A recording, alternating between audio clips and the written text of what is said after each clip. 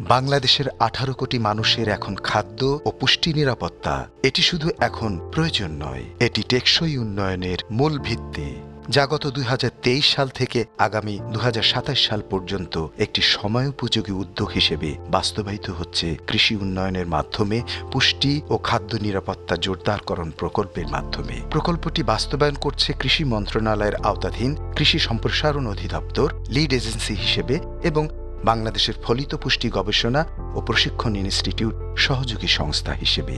প্রকল্পের মূল লক্ষ্য বিদ্যমান শস্য বিন্যাসে পরিবর্তন এনে ও আধুনিক কৃষি প্রযুক্তি সম্প্রসারণের মাধ্যমে কৃষির উৎপাদনশীলতা ৮ থেকে ১০% বৃদ্ধি করা। এই প্রকল্পের মাধ্যমে কৃষকরা পাচ্ছেন উন্নত জাতের বীজ, প্রশিক্ষণ এবং আধুনিক কৃষি যন্ত্রপাতির ব্যবহারিক জ্ঞান। পরিবর্তন আনা হচ্ছে চিরাচরিত শস্য চক্রে, ধানের পাশাপাশি চাষ করা হচ্ছে ডাল ও পুষ্টিকর সবজি। তাছাড়া নারী ও প্রান্তিক কৃষকদের অন্তর্ভুক্ত করে গড়ে তোলা হচ্ছে একটি অন্তর্ভুক্তিমূলক কৃষি উন্নয়ন কাঠামো। জলবায়ু পরিবর্তনের ফলে কার্বন ডাই অক্সাইড নির্গমন বেড়ে যাওয়ায় উৎপাদিত খাদ্যশস্যের পুষ্টিমানও কমে যাচ্ছে দিন দিন।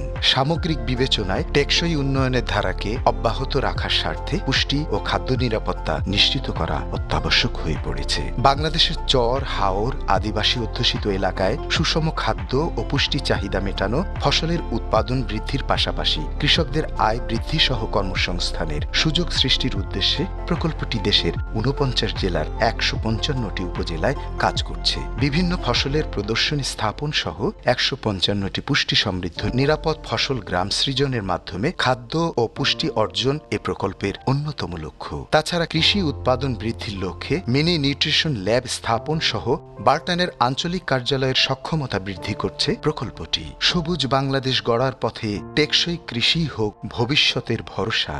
প্রকৃতি আর মানুষের বন্ধনে আমরা গড়েছি একটি সহনশীল ও নিরাপদ আগামী। এই প্রকল্প শুধু উৎপাদন বাড়াচ্ছে না, তৈরি করছে পুষ্টি ও খাদ্য নিরাপত্তার একটি দৃঢ় ভিত্তি। কৃষকের আয় বাড়ছে, পরিবারে ফিরছে স্বস্তি।